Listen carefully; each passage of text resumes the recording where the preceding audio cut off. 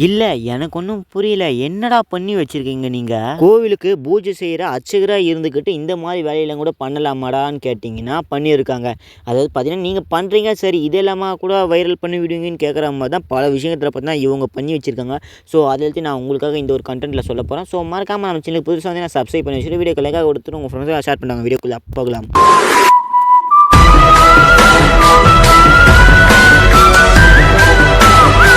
இந்த ஒரு இன்சிடென்ட் எங்கே நடந்திருக்குன்னா, விருதுநகர் மாவட்டம் ஸ்ரீவில்லிபுத்தூர் இந்த ஒரு கோவிலில் தான் நடந்திருக்கு. அதாவது பார்த்தா டெம்பரவரி அர்ச்சகராக பார்த்தீங்கன்னா இருந்துக்கிட்டு இருக்காரு. பூஜை செய்கிறவங்களாம் இருந்துக்கிட்டு இருக்காங்க. ஸோ இவங்களுடைய பேர் தான் கோமதி நாயகம். இவங்களுடைய வயசு பார்த்தீங்கன்னா 30. ஆனால் இவங்க என்ன மாதிரி வேலையை நம்ம பண்ணி வச்சுருக்காங்க, அதாவது பார்த்தீங்கன்னா இவங்களுடைய துணை அர்ச்சகர்கள் எல்லாம் கூட்டின்னு வந்து அவங்களுடைய வீட்டுக்குள்ளே பார்த்தீங்கன்னா, ஸோ இந்த மாதிரி ஆபாச பாடல்கள்லாம் பார்த்து கேட்டுக்கிட்டு இருக்காங்க. அதுவும் சவுண்டில் டிவியோட சவுண்டு பார்த்தீங்கன்னா அதிகமாக வச்சுக்கிட்டு போகிற வரவங்க எல்லாரும் பார்த்தீங்கன்னா கேட்குற அளவுக்கு பார்த்தீங்கன்னா இந்த மாதிரி விஷயங்களை பண்ணி வச்சுருக்காங்க. அதுக்கான வீடியோவை இந்தா பாருங்க.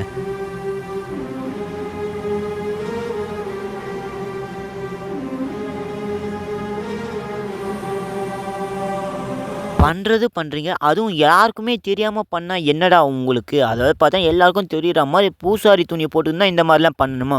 அதுவும் ஆபாச பாடலை கேட்டுன்னு தான் பண்ணணுமா? இவங்க சவுண்டு வச்சு கேட்ட அந்த ஒரு பாடல் தான் இப்போ பயங்கரமான ட்ரெண்டிங்கில் இருக்குன்னு சொல்லணும். அதாவது என்ன பாட்டுனா, ஊரோரும் புளியமரம் உலுப்பி விட்டா சலசல இந்த பாட்டு. இன்னொரு பாட்டு நாட்டாமை படத்துலேருந்து பார்த்தா இன்னொரு பாட்டையும் பாடியிருப்பாங்க. ஆட்டு மாட்டு தான் பாடினாங்கன்னு பார்த்தா டான்ஸும் பார்த்தீங்கன்னா ஆடியிருப்பாங்க. ஸோ அந்த ஒரு வீடியோவில் நீங்கள் பார்த்துருப்பீங்க. முன்புறமும் பின்புறமும் அந்தரங்க பகுதியெல்லாம் பார்த்தீங்கன்னா காமிச்சிக்கிட்டு ஆடிக்கிட்டு ஆடினது மட்டும் இல்லாமல் அபிநயம் பிடித்து பார்த்தீங்கன்னா இவங்க ஆடிக்கிட்டு இருந்தாங்க. ஸோ என்ன திமிரில் இவங்க ஆடியிருப்பாங்கன்னு பாருங்கள். அதுவும் கோவில் பூசாரியாக இருந்துக்கிட்டு இந்த மாதிரி பண்ணலாமா? எல்லாருக்கும் ஒரு ஹியூமனிட்டி இருக்குது. ஸோ அதெல்லாம் எப்படி யூஸ் பண்ணணும், அதுவும் எந்தெந்த துணி போட்டு எங்கெங்கே யூஸ் பண்ணணும்னு தெரியாமல் பார்த்தீங்கன்னா இந்த மாதிரி பைத்தியக்காரத்தனமாக பார்த்தீங்கன்னா பண்ணி வைக்கிறாங்க. ஸோ இது பார்த்தா ரொம்ப வைரலாக பேசுகிறாங்க. டான்ஸு ஆடினது மட்டும் இல்லை, ஆபாச பாடலை கேட்டது மட்டும் இல்லை, அங்கே வர பெண்களை பார்த்தீங்கன்னா அவங்களுடைய முகத்தில் பார்த்தீங்கன்னா விபூதியை ஊதி விட்டு பார்த்தீங்கன்னா பல அட்டகாசத்தை வேறு பண்ணி வச்சுருக்கானுங்க. சும்மா இல்லாமல் கையங்காலையும் வச்சுன்னு இல்லாமல் பார்த்தீங்கன்னா இந்த மாதிரி அட்டகாசத்தை பண்ணி வச்சுருக்காங்க. ஸோ அதுக்கப்புறம் நான் ஒருத்தவங்க பார்த்தீங்கன்னா இந்த ஒரு வீடியோவை பார்த்தீங்கன்னா எடுத்து அப்லோட் பண்ணியிருக்காங்க.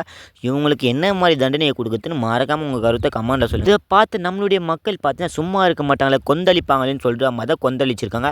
அதாவது பார்த்தீங்கன்னா அந்த கோவில் அர்ச்சகராக இருந்துக்கிட்டு, அதாவது பார்த்தீங்கன்னா டெம்பரவரி அர்ச்சகராக இருந்துக்கிட்டு இருந்த கோமதி நாயகர் இவங்களை பார்த்தீங்கன்னா அடித்து வெளியே துரத்திட்டு இருக்காங்க. அதாவது பார்த்தீங்கன்னா சஸ்பெண்ட் கொடுத்து வீட்டுக்கு அமைச்சிருக்காங்க. ஸ்ரீவில்லிபுத்தூர் அங்கே கோவிலில் இருக்கிற பாண்டியராஜன் இவங்க பார்த்தீங்கன்னா என்ன பண்ணியிருக்காங்கன்னா, ஸோ இந்த மாதிரி பண்ணுற அர்ச்சகரை போலீஸ் கைது செஞ்சு அவனு பார்த்தீங்கன்னா இவங்களுடைய கோரிக்கை பார்த்தீங்கன்னா முன் வச்சிருப்பாங்க. கோவிலில் வந்து இந்த மாதிரி அட்டினியன் பண்ணலாமான்னு கேட்குற மாதிரி தான் அங்கே இருந்த 4 பேர் பார்த்தீங்கன்னா போலீஸ் 3 பிரிவுகளில் பார்த்தீங்கன்னா அரெஸ்ட் பண்ணி வச்சிருக்காங்க. இதில் ஒரு பயங்கரமான ட்விஸ்ட் நடந்திருக்கு. அதாவது பார்த்தீங்கன்னா கோமதி நாயகன் இவங்கள தவிர பார்த்தீங்கன்னா மற்ற 3 பேர் பார்த்தா தலைமறைவாக இருக்கிறதா பார்த்தீங்கன்னா பேசிக்கிட்டு வராங்க.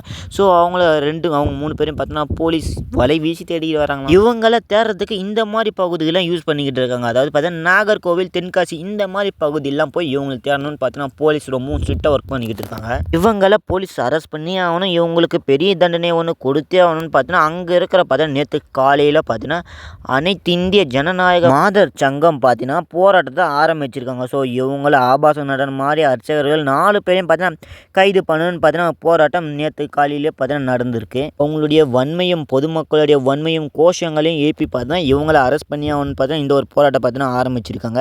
சரி, இந்த ஒரு வீடியோ நினச்சி நீங்கள் என்ன சொல்ல போறீங்கன்னு மறக்காமல் கமெண்ட்ல சொல்லிட்டு, அந்த 4 அர்ச்சகரை பற்றி நீங்கள் என்ன சொல்ல போறீங்க அதே மறக்காமல் கமெண்ட்ல சொல்லிட்டு வீடியோக்கு லைக் கொடுத்துட்டு உங்கள் ஃப்ரெண்ட்ஸுக்கு ஷேர் பண்ணி சந்துட்டு சப்ஸ்கிரைப் பண்ணி வச்சுங்க. அடுத்த கண்டென்ட்ல சந்திக்கலாம்.